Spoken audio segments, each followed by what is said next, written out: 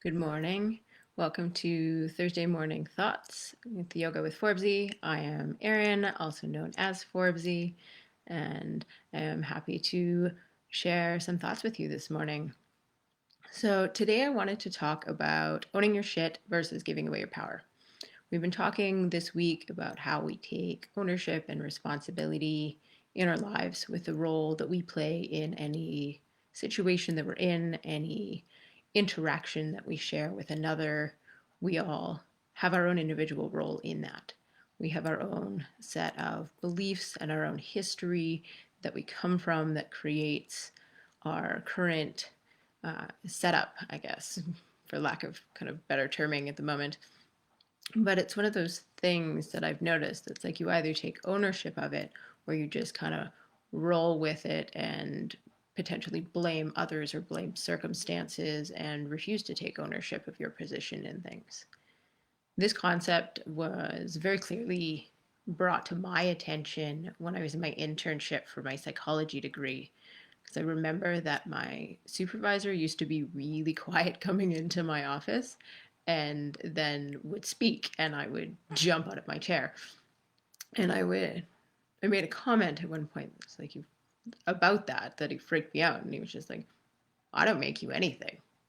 And that statement alone really stuck with me, that it's just anything I'm feeling, anything going on internally for me is mine. It's not anyone else's responsibility. It's not anyone else's cause. It may be reactions and responses to things that are happening, but that reaction or that response is still mine. It's not someone else's fault. It is not the circumstances making me do something or be a certain way. It's my choice. It's my beliefs. It's my understanding of things around me. And all of that is mine to own. I've seen a number of different things this last week, sort of talking about some of that too. I watched a talk for spiritual teachers and leaders from Dorje, who I'm going to forget her title now. She's a singing shaman, is one thing that I remember seeing describing her. But she invited us to really look at ourselves and look at our offerings and our business. And it was like, if you're, and who our teachers are. So it's like, are all of the people you're learning from white? Are all of your clients white? If so, why? Like, what are you, why are you not seeking out different teachers yourself as an individual? And what are you doing that's adding potentially to barriers or things that make those who are different than you, who don't look like you, not comfortable with you or what you're offering? And it's a very deep inquiry that's definitely not necessarily comfortable, but so necessary to do. And I also saw another conversation happening on Facebook from someone who posted an opinion and asked if people agreed. And this conversation started with a good sort of like back and forth, like asking questions and explaining differing opinions, and then just sort of devolved into a fight that got kind of going nowhere. Um, I sat with it for a while, debated whether or not to put my own 2 cents in, and made the choice for me that there was nothing useful I could add, so I did not comment on this. But one of the things that stuck out to me in this too was one individual using the phrase, I was raised to, which my first thought when I read that was, what the fuck does that have to do with anything? Do you not question anything you were taught, or do you just hold on to that because that's what you've been told your whole life by people of authority, teacher figures, whatever you want to call them? Do you just take that blind faith that their word is truth? Because to me, if that's what you're doing, you are giving away your power and you're not owning your own shit at all. Because it's important to question things, to question what you've been taught, to question what you believe at any given time and see if it still fits for you. Does it still ring true for you as you are now, not just because it's always been that way. Be willing to admit that, no, I didn't know, and now I have new information, so my opinion has changed. My belief has changed. There's nothing wrong with that. Actually, I think it's beautiful when people are willing to go, huh, yep, this thought process I've been hanging on to, or this idea, doesn't fit anymore. I don't agree with it anymore, and I'm going to let it go. It's huge. I saw another post from one of my teachers who then identified themselves as a recovering empath in taking that step to take back that power and own those responses, instead of just like, oh, I'm feeding off of all of these people and I like, that's just what's happening. Where instead of being able to take the step back, it's just like, yeah, I'm still very sensitive to the emotions and what's happening with people around me, but I get to choose what I do with that and how much of that I take on.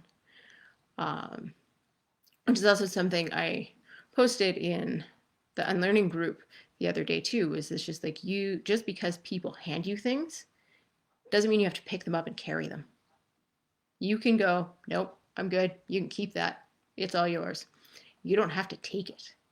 And I think that's something that we need to remember, and we need to, in some cases, relearn that it's just like, just because it's there doesn't mean it's yours or you have to take it. And if there are things you've been carrying that others have given you, you have every right at any time to put them down and be like, not my shit. I'm going to take my own shit. I'm going to own my shit. This shit's not mine. You can have it back. And knowing that that's okay. And we have giving ourselves permission to do that. Don't hold on to something just because you've had it for so long. If it's not serving you anymore or helping you serve the people around you that you care about, why are you carrying it? Why do you have it? Let it go. So that's what it was. I was also caught a clip of a TED Talk this morning where there was a line at the end spoken by a black man who was talking about his experience being pulled over in a car and all of the things that he has to do, that he does immediately before the police officer is out of the car. He talked about getting his ID out, getting the registration out, putting his hands on the steering wheel so they were seen and visible to keep himself safe. It's super unfortunate that this is still a thing in our reality, and it's something that we need to hardcore fight back against, because it's not okay. It's not enough anymore to just be like, well, I'm not racist, or I'm not homophobic, or I accept everybody. I don't see color. It's like, this stuff doesn't work anymore. So you need to see it. You need to see that it's happening, and you need to be willing to stand against it. If that's true for who you are, it's not just like, well, that's not who I am. It's like, okay, but some of your reactions and some of your behaviors don't necessarily agree, because we've been taught so much systemically. It's hard to sometimes it's hard to see it, and we need more people to do the work on themselves and admit that, yeah, I've fucked up. I've been racist. I've been homophobic. I've been prejudiced against someone for something that is out of their control. And I want to learn, and I want to do better. And the statement that he made that I'm going to quote and repeat here was, we need to change the action, which changes the story, which changes the system. This is powerful, and this is, I think, critical to everything happening right now. We need to change. We need to take ownership of our actions and be aware of the potential results of them, and take ownership of that as well, and realize I have power to change this in my little world. Every single one of us does. It's that difference between writing off and ignoring the creepy uncle or the racist grandparent or the whatever. We have the chance now to speak up and to help others around us learn and understand. Like, yeah, it's tough work, and yeah, it can be frustrating and feel like you're banging your head against a wall talking to someone who's thought this way for 80 years. But this is how we grow as a culture. This is how we grow as humanity overall, and how we start to change the system. own your shit. Take back your power. That's my thoughts for this morning. Thank you for listening. I hope you found some nuggets that were useful, and we will talk again soon.